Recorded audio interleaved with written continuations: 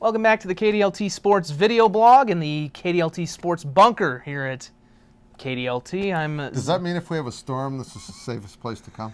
If there's a nuclear winter, apocalypse, storm, I think we're good, man. You're all welcome to join us. Got thousands of tapes back here we could be watching until everything melts. We should get like a big fridge back here, get a beer or a cooler. Of all the years worth of work that have gone into compiling these tapes. Well, we got another year going here soon. This is, of course, Mark Ovenden, who is responsible for pretty much every tape in this archive. Pretty close to it. He is the sports director, also the host of Calling All Sports on KWSN and throughout the state of South Dakota. I'm Zach Borg, the weekend sports anchor. We don't do tapes anymore. We've been doing this digital thing, which you've gotten the hang of quite well, actually, the last year and a half that we've been doing it. Thanks. We got another little section. I was being serious, by the way. I know. Thanks. We have another. If we were still doing tapes, we're about to add to it because we got another year starting up here. The college football season, we've of course talked Vikings. We've talked SDSU and USD. We're gonna finish off our previews here as we get into the rest of the college football teams in high school.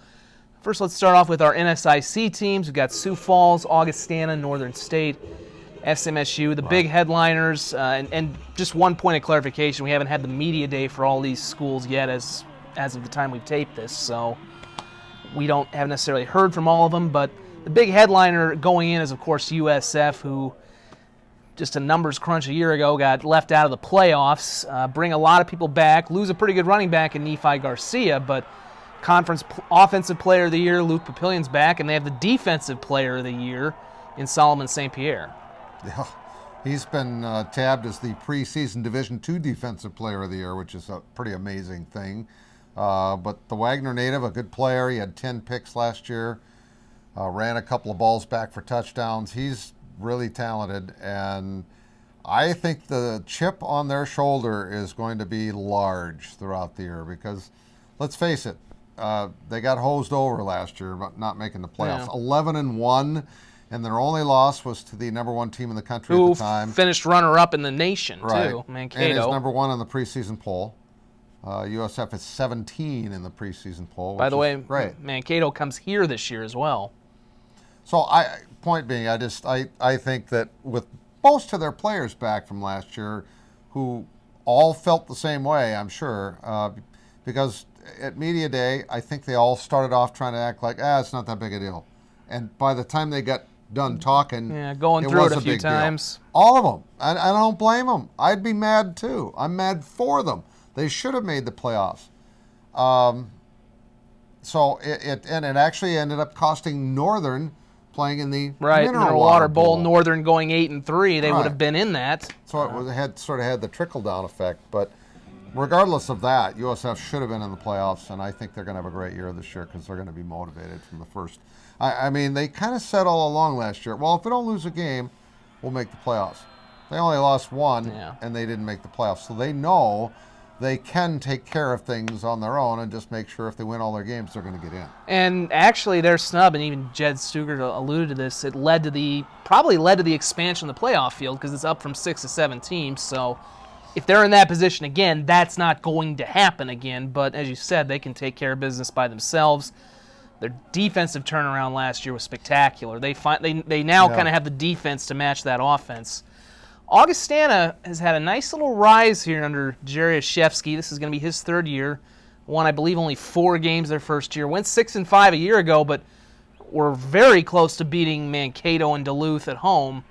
The next step for them might be getting up to that 8-9 win range, and certainly they have a lot of people back as well. They do. Getting up to 9 wins would be a big step because when you're in a conference that has a USF, a Duluth, a Mankato, there's 3 teams right there automatically. Now, you may not have to play them all every year. You won't probably, but there's 3 teams right there going into this year anyway that as really you look good. at your schedule, you're going to go, well, we need to play a perfect game and they're going to have to play so-so for us to beat them. Blah, blah, blah. I'm not just talking about Augie. I'm talking about everybody. You do think, though, with Augie, they were really close in all those games. I mean, now the trick is this year they've got to go, obviously, to USF. Granted, that's only about across town. But they also can handle the trip. They do have to go to I think they do have to go to Mankato again. I don't think Duluth's on the schedule. So they do have to do that on the road. But they've had a nice little run. And you kind of mentioned Northern State as well. Coach Dosh has really gotten things going up there.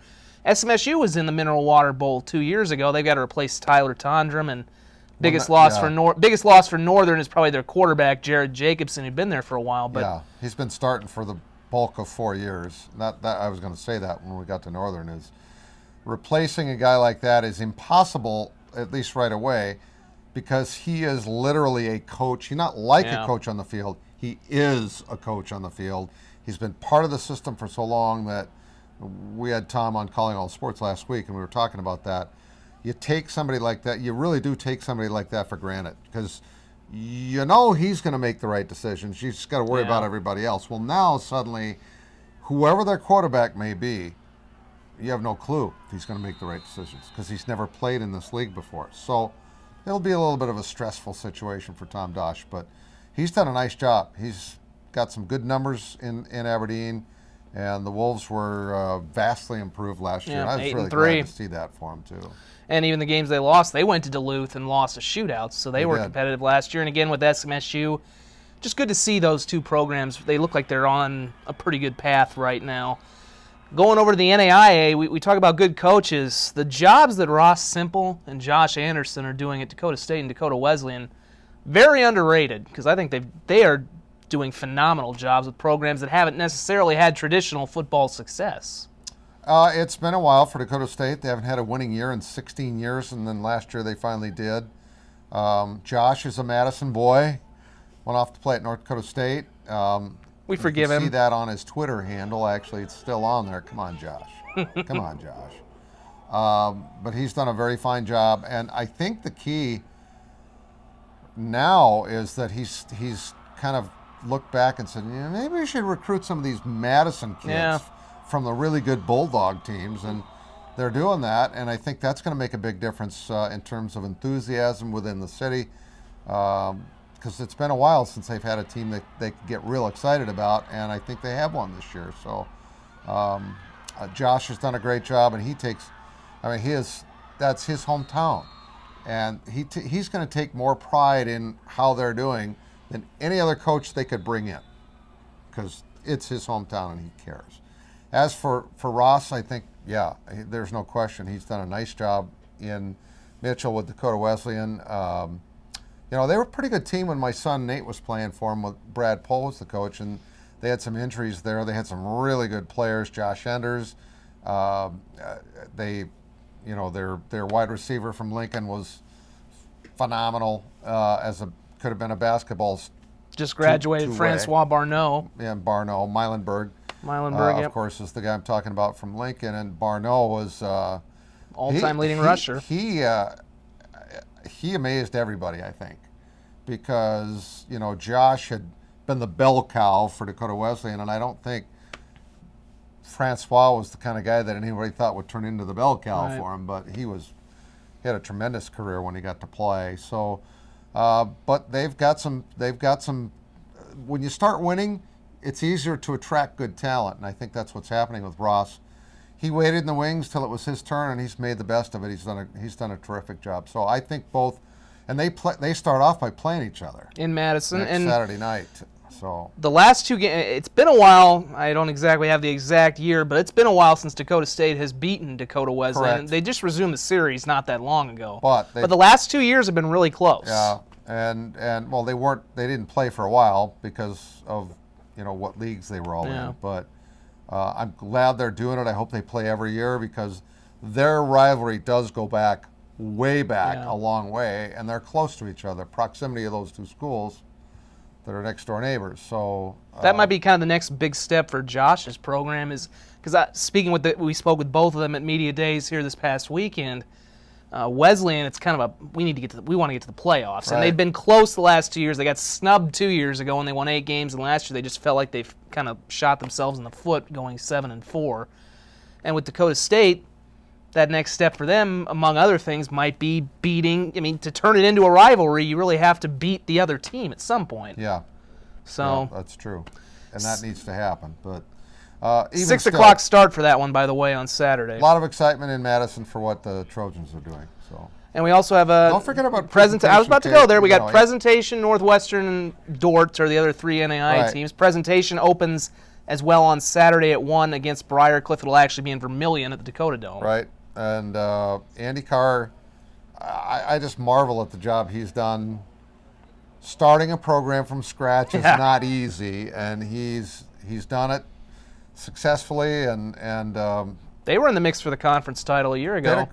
And I went up and shot their game at Dakota State. That was a really exciting football 40 game. to 37. Yeah. So, watch out for them.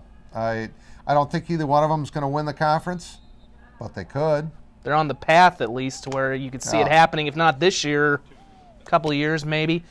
And then, of course, Northwestern, they've been to the playoffs the last 2 years. It's kind the GPAC, it's all about kind of unseating Morningside, kind of like it is with NDSU in the Valley. In Division II, yeah, too, for that matter. Or 1AA. Right. Was Division II, 1AA. I mean, they've been that team.